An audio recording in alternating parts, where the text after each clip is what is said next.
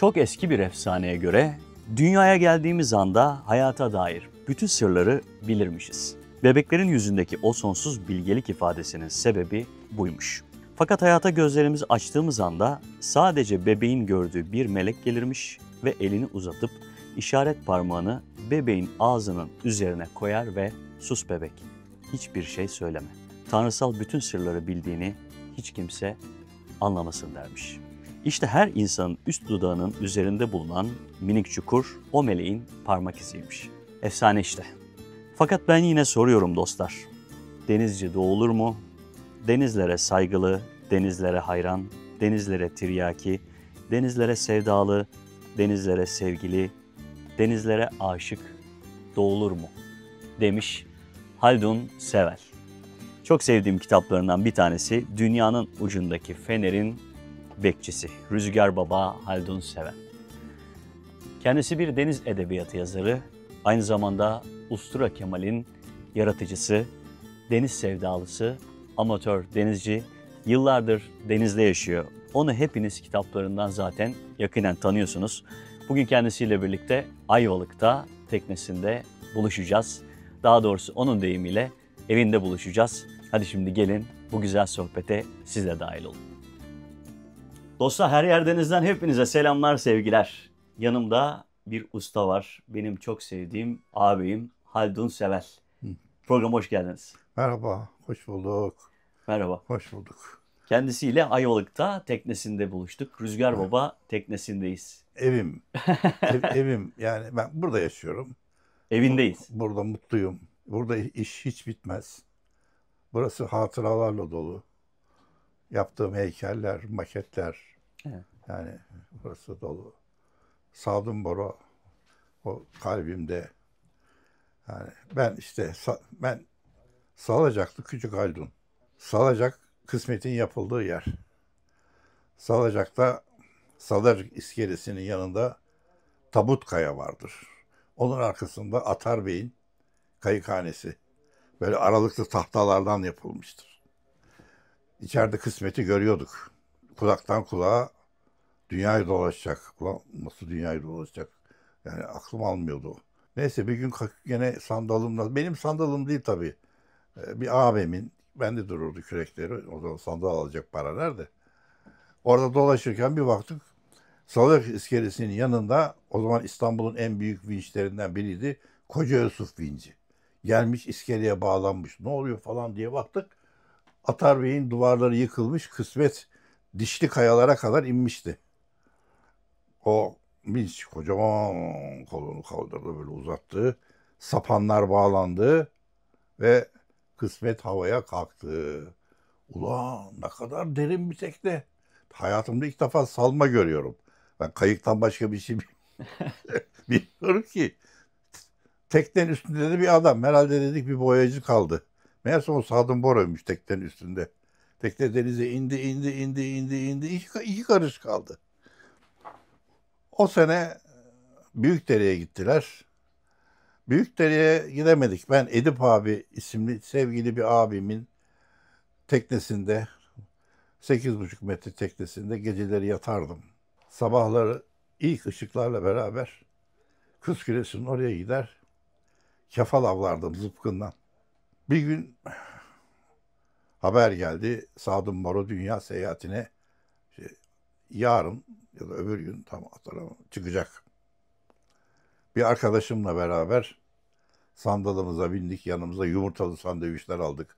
İçme suyu aldık. Kürek çeke çeke Haydarpaşa, kürek çeke çeke Kadıköy burnu, Moda burnu, Fenerbahçe burnu. Oradan döndük. Devlet Demiryolu kamplarının önünde demirledik. O gece teknede yattık. Sabah ben 6'da uyandım. Sürekli Caddebostan tarafına bakıyorum. Saat 10.30'tu. Caddebostan tarafından 3 tane kotra. Sadun Bora, Sadun abi kotra dememizi isterdi. 3 tane kotra. Ortada Sadun Bora'nın kısmeti. Böyle geliyorlar. Ben bu dedim şimdi nereye gidecek? Çanakkale Boğazı'na. Nasıl, nereye seyredecek? Sivriada ile Yassıada arasına. Hemen oraya doğru kürek çekmeye başladım. Kürek çeke. Hakikaten bizim çok yakınımızdan geçti Sadun abi. 15-20 metre yakınımızdan Yeke o zaman daha rüzgar dümenini yapmamış. Rüzgar dümeni Barbados'ta yapmış. Görmüş oradan. Kendi kopya çekmiş yapmış. Elini yüzüne kapatmıştı. Şöyle. Böyle hüngür hüngür ağlıyordu. Böyle ağlıyordu. Böyle ağlıyor. Buna bir türlü cevap veremedim. Aradan 40 yıl geçti. Hisarönü'nde Martımarı'dayız. Sadun bu arada Halit Narin'i Martımarı sahibi İngiltere'den okul arkadaşıymış. Kısmet de oraya gelmişti Sadun abiyle beraber. Tabii Sadun abisiz kısmetsiz olur mu? Haldun dedi gel bu akşam dedi dünya seyahatine çıkışımın 40. yılını kutlayacağız dedi. Bir şişe şarabım var gel dedi. Gittim şarabı içtik biraz bekledim. O suali soracağım. Abi dedim ben siz denize çıkarken iki genç siz belki beni dikkate bile almadınız. Seni gördük elini yüzüne kapatmış ağlıyordun dedim. Doğru mu? Öyle daldı gitti. Doğru dedi. Abi dedi ne olur niye ağlıyordun dedim. Ya Haldun dedi geri döneceğime %20 ihtimal veriyordun dedi. Haritamız bile yoktu dedi. Bir tahta kutu içinde bir pusula, bir emanet sekstant. Başka hiçbir şey yok. Yunanistan'a gidersem oradan belki bir transistörlü radyo al. Yeni çıkmıştı radyo. Ne bok yedim o anda anladım dedi. Geriye döndüm baktım Salacağı, Boğaziçi'ni, Caddebostan'ı son defa görüyorum gibi geldi. Dayanamadım, ağladım dedi. Peki abi dedim, bu kadar imkansızlıklar içerisinde. Sonuçta ben İstanbul'dan buraya gelene kadar tekneyle ben de zaman zaman heyecanlandım, korktum. Korkmadın mı dedim işte dedim. Ne korkmaması ulan dedi. Ama dedi vazgeçmedim, geri dönmedim ve zaman içerisinde yani bir ay içerisinde alıştım. 21 gün sistem var ya insanlar her halta 21 günde alışıyor. Hakikaten ben de uzun yaz tatili şeylerinde dalgalı Marmaris'e, Marmara'ya öyle alışırdım. Öyle yani ondan bu anımı pek bir yerde anlatmadım. Sadun abi onu şükranla anıyorum. Mesela yaz aylarında kısmete gider, bayrağı yarıya indirir, gelir o gün surat bir karış. Konuşmaz ya da tek gelmez. Nereye gelmez? Okluk'taki o deniz kenarındaki meyhanelere, lokantalara gelmez. Net bir sene sordum. Dedim bak geçen sene de yaptım hatırlıyorum. Niye bayrağı yarıya indiriyorsun dedim. Biri mi öldü dedim. Bir matem mi var dedim. Öyle daldı gitti. Bugün dedi Miço'nun öldüğü gün dedi. Miço kedisi. Bugün Miço'yu denize verdiğimiz gün dedi. Onun için dedi her sene bugün onun matemini tutarım. Şimdi Oklu'yu anlatıyorum ya. Orada 3 tane 100 yıllık aile vardı. Okluk'taki lokantalar gelen teknelere yemek verirdi, su verirdi, alışveriş imkanı verirdi. Şimdi kısa bir şey anlatacağım. Suna Yakın da bunu anlattı çok etkili sesiyle. Almanya'nın bir imparatoru var. 1750'lerde. Büyük Frederick. Büyük Frederick tıpkı bizim gibi kendine bir yazlık köşk yapacak. Almanya'nın Berlin'in ormanlarını dolaşıyor. Derken bir tepeden şırıl şırıl akan suların olduğu bir tepe görüyor, beğeniyor. Çam ormanları içerisinde ama çok beğendiği yerde bir değirmen var. Adamlara gidin diyor ki, gidin o değirmenciye söyleyin, onu hemen satın alın. Orayı yıkın, sarayımı oraya yapın. Kralın adamları gidiyorlar değirmenciye. Dediler, imparator burayı satın almak istiyor. Değirmenci böyle diyor. Ne münasebet. Satmıyorum. Kürt kapıyı kapatıyor. Bunu imparatora söyleyince imparator sinirleniyor biraz. Onu alın buraya getirin diyor. Yakalayın diyor. Adamı getiriyorlar. Diyor niye satmıyorsun? Satmıyorum diyor adam. Niçin satmıyorsun? Bu değirmen diyor büyük dedemden dedeme, dedemden babama, babamdan bana kaldı diyor. Satmıyorum diyor. Tıpkı Okluk'taki 100 yıl orada yaşayan aileler gibi. Kral ayağa kalkıyor. Ben diyor neyine güveniyorsun diyor. Benim diyor koskoca ordum var diyor. Neyine güveniyorsun diyor. Benim bence de şöyle diyor. Evet sizin koskoca ordunuz var ama diyor. Berlin'de de yargıçlar var diyor. Ve Berlin'deki yargıçlar değirmencinin lehine karar vererek değirmenin orada kalmasına karar veriyorlar. Ve bugün o değirmenin önünde bir plaket var. Bu olayı anlatıyor. Ve Büyük Frederick yazlık köşkünü oraya yapamıyor. Değirmenin altına yapıyor. Çünkü orada yargıçlar var. Bugün orada Okluk'ta 100 yıldır bakın mübadelede gelmiş bu insanlar. 100 yıldır orada yaşayan insanları üç tane lokanta oradan söküp attılar. Söküp attılar. İşlerinden Fikret acısından kalp krizi geçirdi, öldü. Fikret'in karısını gördüm. Diyor domateslerimi bile toplayamadım diyor. Hani maalesef şu anda Okluk Gökova'da teknecilere, deniz severlere hizmet veremiyor. Oradaki lokantaların hepsini söktüler, yıktılar, attılar. Maalesef. Şu anda bizi daha genç arkadaşlarımız izliyorlar. Bir sürü kitap yazdın. Türkiye'de kitaplıkta yer alacak bir sürü anı biriktirdin. Kültürümüzü, deniz kültürünü anlatan onlarca yazın var. Aynı zamanda Ustura Kemal'i 30 yıl boyunca çizdin resimli roman olarak. Evet. Bizi izleyen gençlere Haldun Sever kendi ağzından Haldun Sever'i anlatsa nasıl anlatırdı? Şimdi resimli roman işi çok zor bir iş.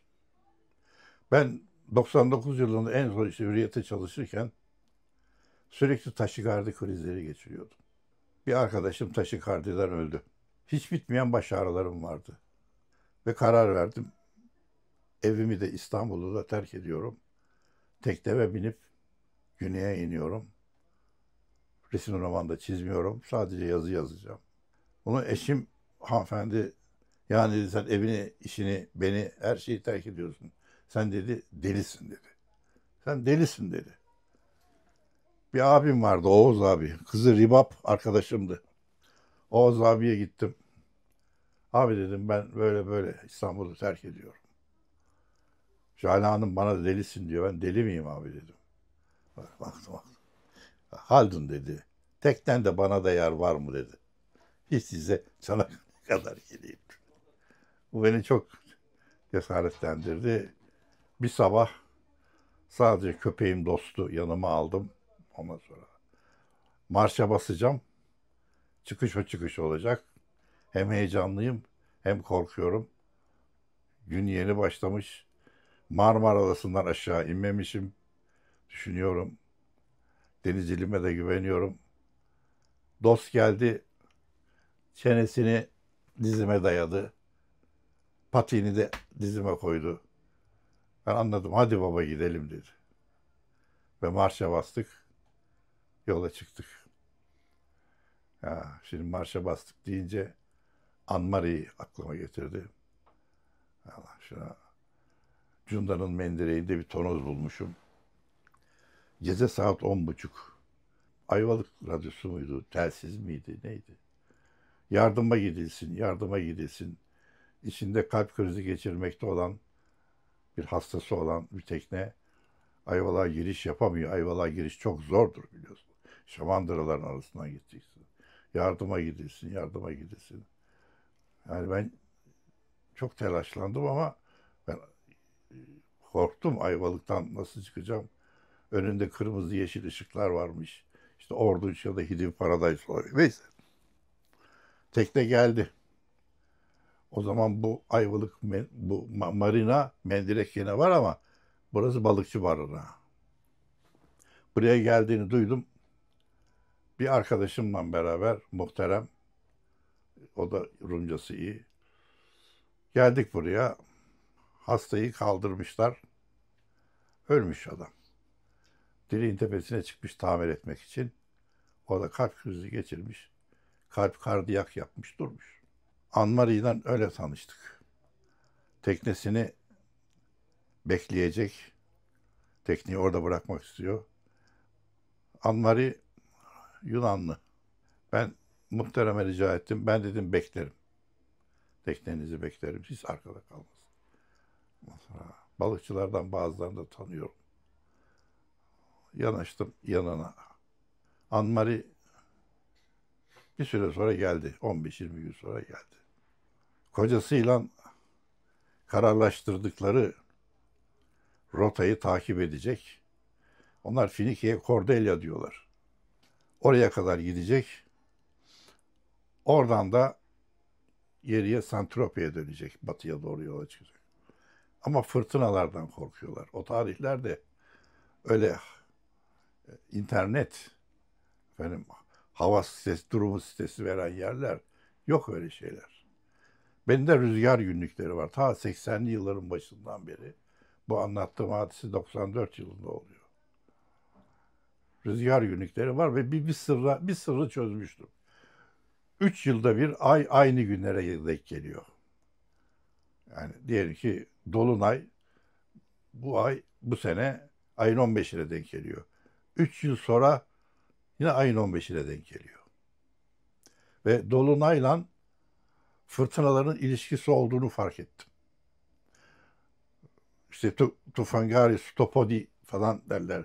Ay ayakta, kaptan yatakta. Ay yatakta, kaptan ayakta.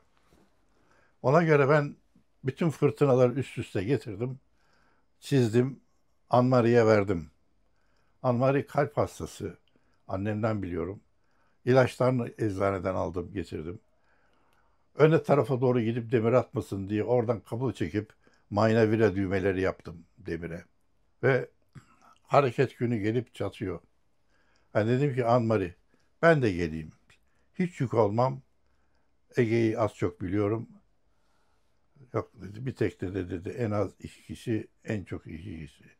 Dedim ama sen kocan yok dedi. Ben inanıyorum ki o burada dedi. Onunla planımızı yapacağız. Ve bir sabah Anmari koltuk kanatlarını tuttu, böyle marşa basacak. Duruyor. Hemen tekneye geçtim. Onun elinin üstüne elimi koydum. Beraberce marş anahtarını çevirdik. Güzel bir Beneteau 47 feet. O zaman öyle tekneler çok az. O hareket etti, arkasından da ben hareket ettim. Çıplak adaya kadar yan yana gittik. Çıplak adada kalktı. Haldun, God be with you Haldun, God be with you. God be with you Haldun dedi. Tanrı seninle olsun. Gazladı gitti. Gidiş o gidiş. O yaz geçti.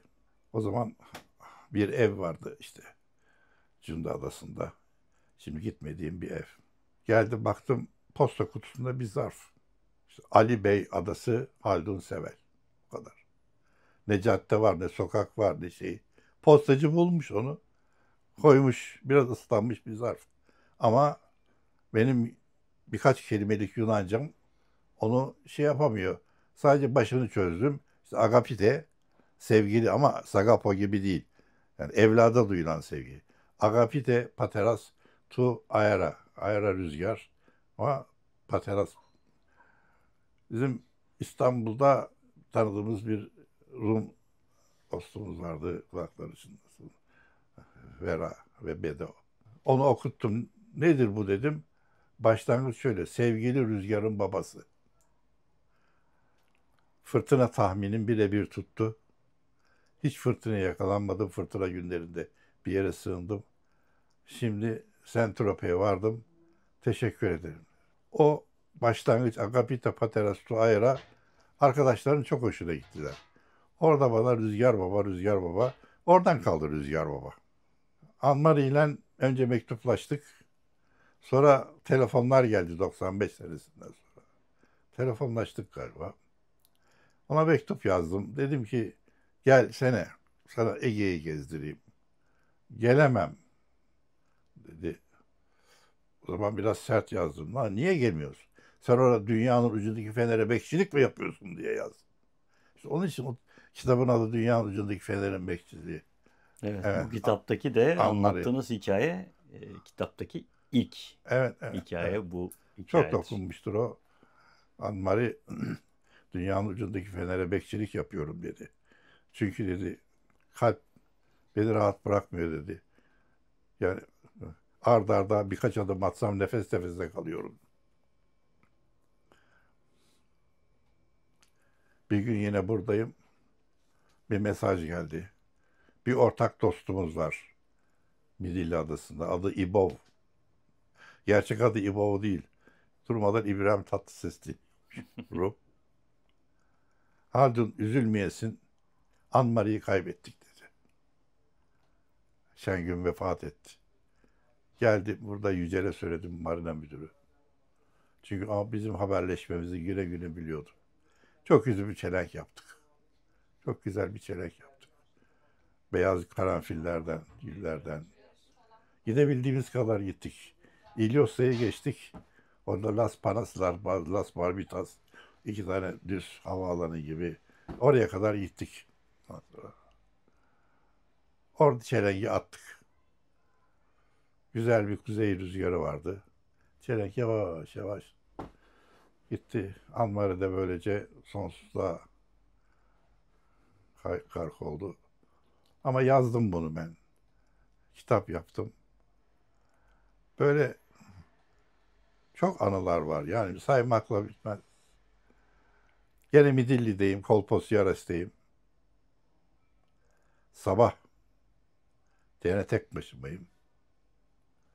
Burada rahmetli Sedat Mat vardı. İpregaz bayi. Ondan beraber gitmiştik 2 tekne. Bir Rembetiko. Elo Popses Tukamo diye. Kalktım baktım. Bir sandalda 15 yaşlarında bir şirin kız çocuğu kürek çekiyor. Yaşlı bir adam saz çalıp şarkı söyleyip balık satıyor. Çağırdım. Rumca işte pasokaro afto bilmem ne bir şeyler diyeceğim böyle kaç para falan. Sen dedi Türksün. Ah bir tosttan kavuşmuş gibi oldum. Evet dedim.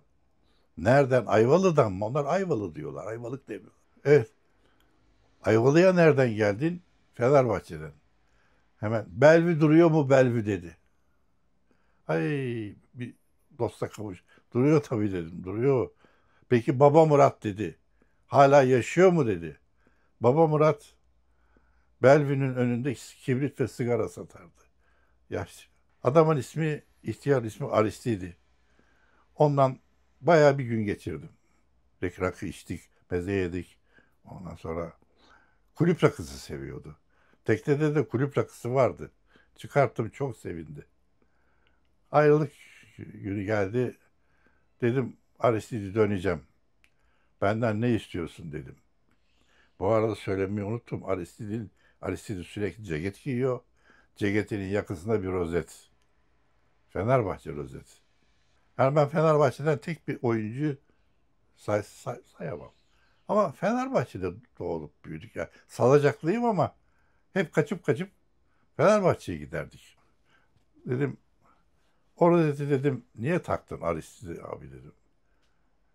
Yani sen dedim Fenerbahçe taraftar niye? O dedi. Senin baban bile bilmez onu niye dedi. İstanbul'un işgal edilmişti İstanbul dedi. İşgal edilmişti. 1922 İngilizler gidecek gitmeden dedi bize bir ders verecekler. İngiltere'den profesyonel futbolcular getirmişler. Taksim stadında o zaman Taksim'deki Topçu Kışlası'nın harabeleri duruyor. Orada bir maç. Fenerbahçe 3-2 kazandı dedi. Sabahlara kadar dedi evlerdeki gazları alıp dedi fener alayları yaptık. Ben o gün taktım bu rozeti buraya dedi. Bu kadar senedir de dedi çıkarmadım dedi.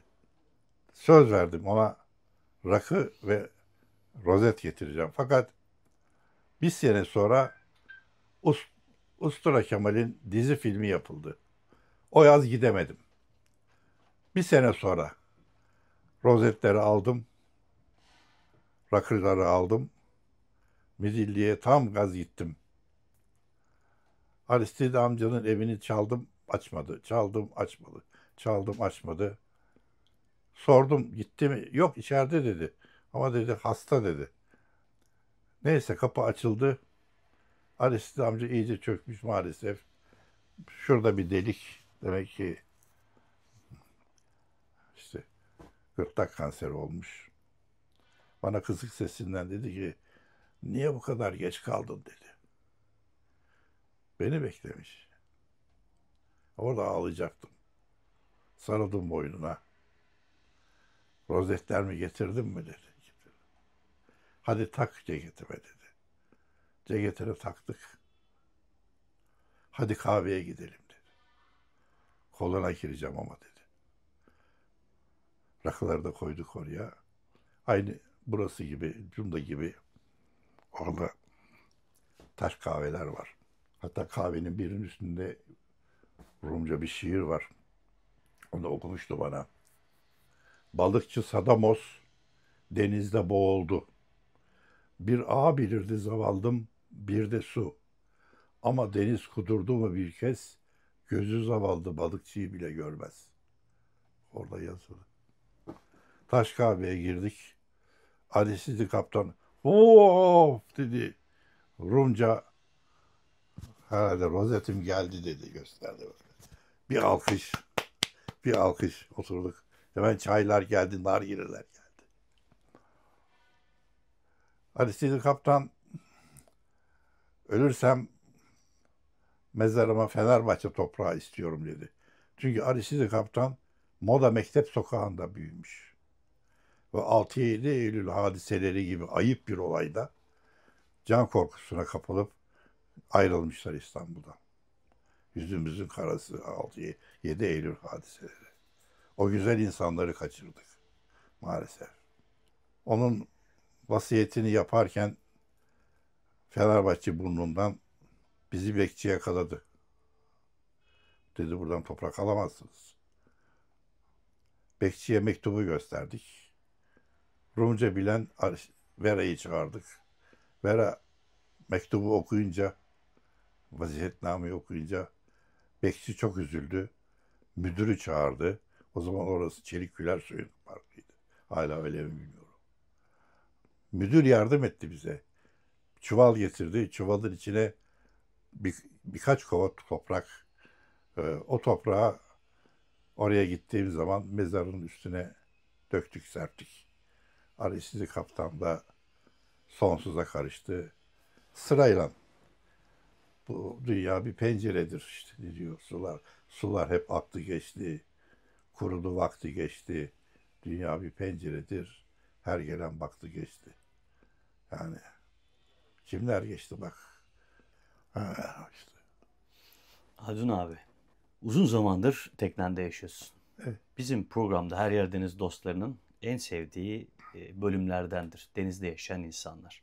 Biraz da kaç senedir denizde yaşadığını, deniz yaşamına ait biraz bununla ilgili detaylar da verirsen izleyicilerimize çok mutlu olacaklardır.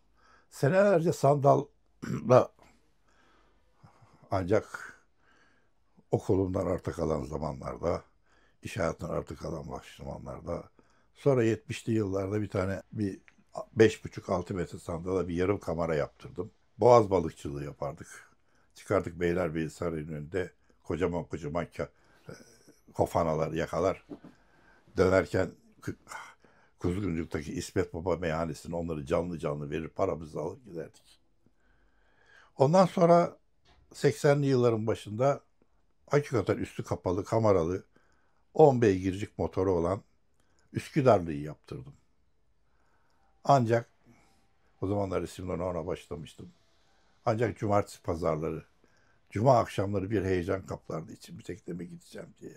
O tekneyle Kurbağalıdere'den çıkar, zifiri karanlık denizde yani Çam Limanı'na giderdik.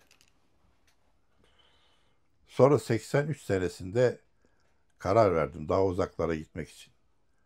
Maviş. Maviş'i yaptırdım. Maviş'ten 30 sene beraber yaşadık. Ne badireler atlattık. Maviş'ten işte dediğim gibi sen delisin dedi ya eşim bana. Ege'ye kaçtım. Ustamın yanına gittim. Sadun Baro'nun yanına gittim. O zamanlar Pupa Yelken bizde kutsal kitap gibiydi. Bana gelecek bir adama Pupa Yelken'den bir sual sorardım. Bilmedi mi? Yok kardeşim sen bize yaramazsın. Yani Sadun Baro bizim neslin bir efsanesi olmuştu. Efsanesi olmuştu. Yani ben bunu dayıma söylediğim zaman yok dedi geri dönemez dedi. Fakat kısmetin geleceği haberi alınca ve geleceği haberinin geleceği günün saati dayım sokağa çıkamazdı. Kefken Adası'nda gemisi ortadan ikiye ayrılmış. 3 gün, 3 gece orada fırtınada ölüm korkusu içinde geçirmişler. Adam aklını oynatmış. Git bakayım fırtına mı çıktı, fırtına mı çıktı? Cama git dışarı bak fırtına mı çıktı derdi bana. Yok dayı sadece yağmur yağıyor derdim. Bu adam hadi dedi kol kola gidip Sadun Bora'yı karşılayalım dedi. Dolmabahçe'de derken Sarayburnu tarafından birden bir gelin adayı gelmeye başladı. Kontralar, balıkçılar, sandallar derken bir harp gemisi derken kısmet. Yelkenleri açmış geliyor. Neler? Çığlıklar, bağırmalar, kornalar. Yani kolay mı? Sıfır imkanla dünyaya dolaşmış gelmiş. Bugün İngiltere Yat Kulübü'nde Sadun Boro rotası diye bir rota var. Duvarda asılmış çeşitli rotalar var. Sadun Boro rotası var orada. Yani oradan geldiler, yanaştılar. Ondan sonra o zaman tanırdım Vasil abiyi. Onun bir üstü açık Buick miydi? Cadillac mıydı? Buick'ti galiba. Onun arabasına bindiler. Orada o zaman Sadır adı Mithatpaşa stadıydı. Oradan yukarı Beyoğlu'na çıktılar. Dayım da baktım dayım yani gözlerini siliyor. Koca kaptan, koca Celal Koç. Eh, anılar çok yani hangi birini anlatayım? Kesinlikle öyle. Bu teknede kaç senedir yaşıyorsunuz Rüzgar Baba'da? Rüzgar Baba 2015 senesinde evimi sattım. Ondan sonra sattım evimi. Bunu sipariş ettim. İşte dediler Temmuz'un 30'unda teslim edeceğiz. Tıraşa bak dedim içimden. Ağustos'un, Eylül'ün, Ekim'in olsa gene razı. Abi adamlar Temmuz'un 30'unda bana tekneyi teslim ettiler. Yani onun için Benato tutundu. Günü gününe teslim ettiler ya. Tekneyi bir tırın arkasında çekerek Kalamış Marine'ye getirdiler. Elimi değdirmeye korkuyorum tekneye. Düşünsene. Salacaklı Haldun kürekle başlamış denize. Eski sandallar. Her sene batırırdık sandallar şişsin de su yapmasın diye. Ne zaman Üsküdar'ların motorunu ip atarım. Ya, ya çektin çalıştı çekemedin motor üstüne de kompresyon yapar. Ah derdim. Bir marşlı motorum olsa. Şimdi marşlı motorum da var. Her marşı basısında şükrederim. O günleri hatırlarım.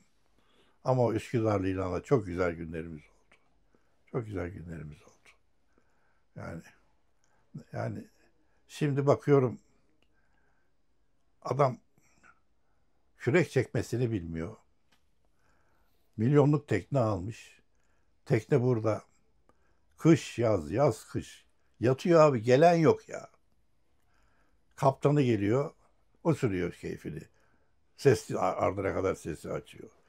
Ya gelsene şu masmavi dünyanın kokusunu, lezzetini, keyfini Yaşasana. Karını al gel. Sevgilini al gel. Bir şey yap. Yani Wilhelm Reech'i de mi okumadın ya? Yani adam ne diyor? Sigmund Freud yanıldı. Niye yanıldı? Çünkü depresyona girmiş insanlar için hava değişimi verdi Sigmund Freud. Evet tamam hava değişimi ama yarı yarıya. Hatta %49. Onun asistanından gelen Wilhelm Reich, başı dertte insanlar, derimin ölümü, geleceğin çocukları, cinsel devrim, daha dinle küçük adam. Wilhelm Reich de dedi ki tamam seyahate gidin ama yanınızda aşkınızı da götürün. Sevgilinizle beraber gidin seyahate. Ve o zaman başardı işte. Yani tabii sen çok konuşuyorsun diye adamı hapse attılar. Hapiste öldürdüler Wilhelm Reich'i. Ama eserlerini yok edemediler. Wilhelm Reich'in asistanlığından gelen Arno Green, Kendine İhanet, biri Normalliğin Deliliği, iki kitabı var. Yani bunları da mı okumadınız? Yani felsefe nedir abicim? Düşünce tarihidir. Felsefenin apacı Epikuros gibi. Şurada hemen ileride Babakale'de Asos. Epikuros oralıdır. Adamı yok etmişler. 3 tane mektubu kalmış. Çünkü Epikuros doğanın kutsal olduğunu söylüyor. Yani doğada yaşayın. Atın üstünüzden sıkıntılarınızı diyor. Şimdi burada ben akşamları yatıyorum, mutlu yaşıyorum. Sabahları mutlu kalkıyorum. Yani belim sakat.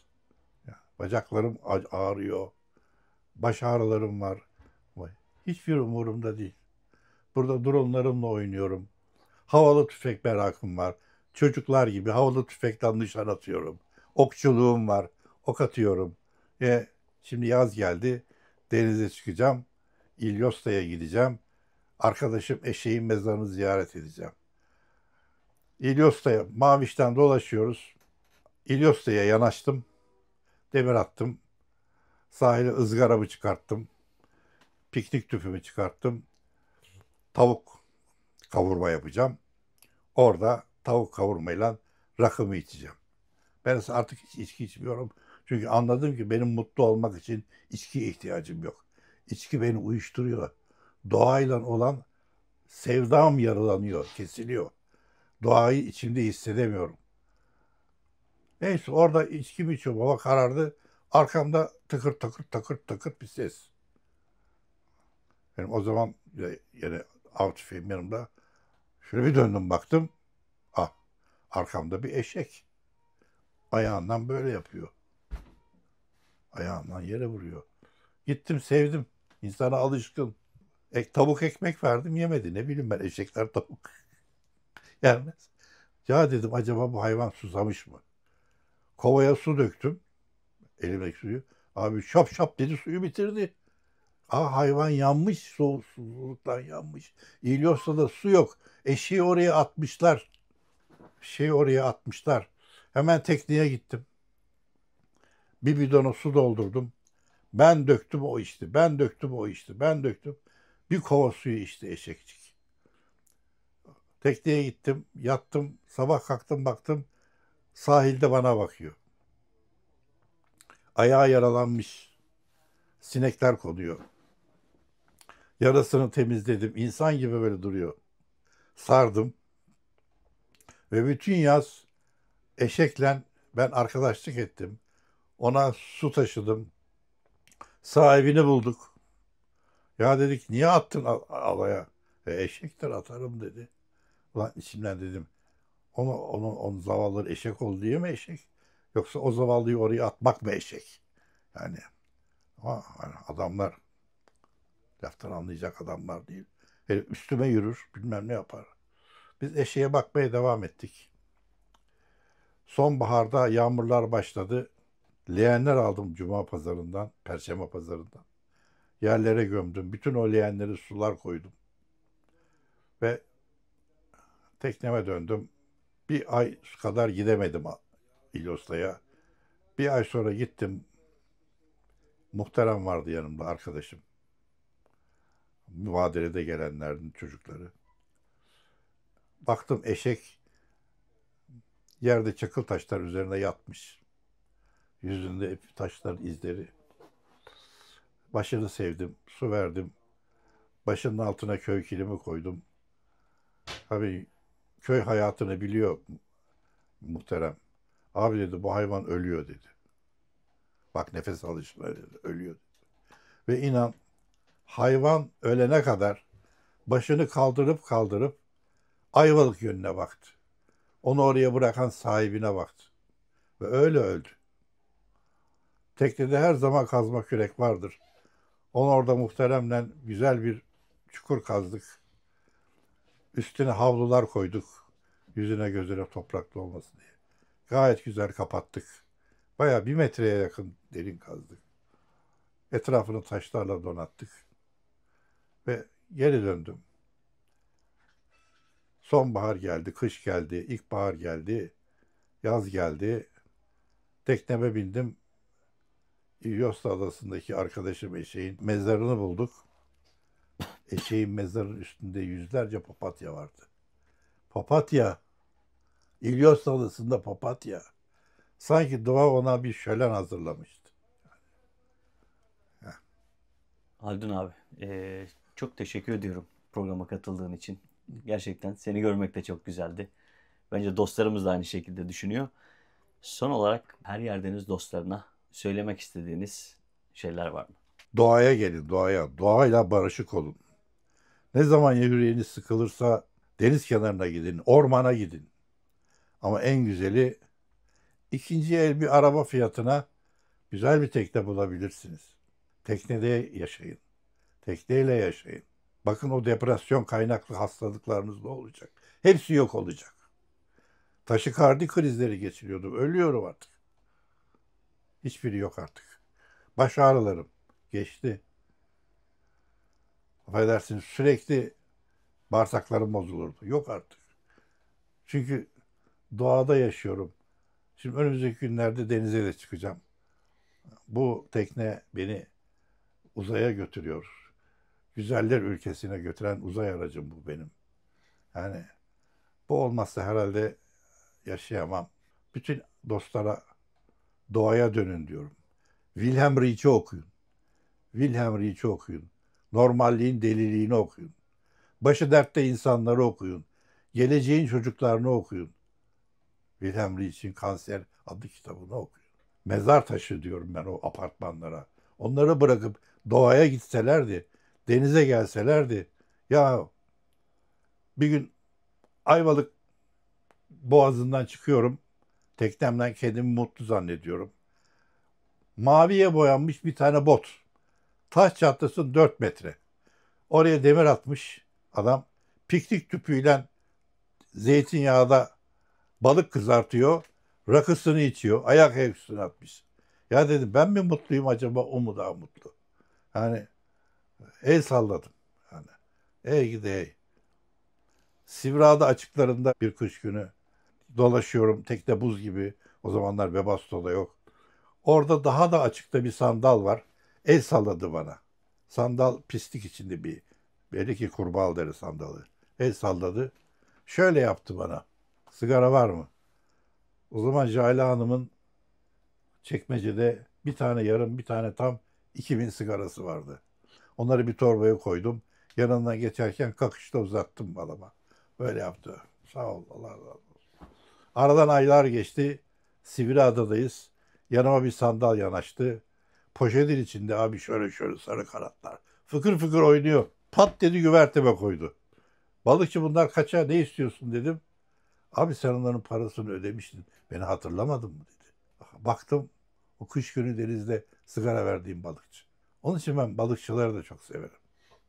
Onların içinde çok insanlar vardır. Çok iyi insanlar vardır. Onlar denizin çilesini çekmişlerdir. Yani bu tekneyle geri dönüp kaçtığım havalarda 7,5-8,5 metre bir piyade çatır çutur açığa doğru gider. Çünkü geceden ağa dökmüştür. O ağa toplayacaktır ekmek parası. Çatır çutur gider oraya. Son olarak şunu söyleyeyim. Çok eski bir ayet der ki, Allah yaşayan hayattır diyor. Yaşayan hayat nedir? Tüm insanlar, milyarlarca, tüm hayvanlar, kuşlar, balıklar, böcekler, arılar, çiçekler, ormanlar. İşte Tanrı bu. Yani doğaya gittiğiniz zaman Tanrı'nın koynuna gitmiş oluyorsunuz. Tanrı'ya daha fazla yakın olamazsınız. Tanrı'ya gidin. Doğaya gidin. Öleceğim bu. Çok teşekkür ediyorum Adnan abicim. Sağ ol, var ol. Bizi hem evine davet ettin Aşk olsun. hem de çok güzel hikayeleri paylaştın. Her şeyden öte benim kitapta okuduğum hikayeleri ve okuyan dostlarımızın ve okuyacak dostlarımızın birebir senin ağzından dinleme şansımız Evet. oldu. Sana teknenle birlikte, doğayla birlikte, denizle birlikte, Sağ ol. Rüzgar Baba olarak, Rüzgar Sağ ol. Baba'yla Sağ ol. nice uzun yıllar sağlıklı, İnşallah. mutlu şekilde İnşallah. denizde olmanı diliyorum. İnşallah. Bizi kabul ettiğin için teşekkür Rica ederim. Öbür dünyanın sesleri yaklaşmaya başladı. İşte bu da hatıra olur. Sağlıklı Yani uzun yıllar ben olsun diyorum. 2000'den bu yana çok güzel yaşadım. Gönlümce yaşadım. Yani kalan günler, kalan aylar bana yeter. Ne kadar kaldıysa onu dolu dolu yaşayacağım. Onlar da sağlıklı olsun. Evet. Dostlar, izlediğiniz için çok teşekkür ediyorum. Her yer deniz olsun. Mutlu kal kardeşim.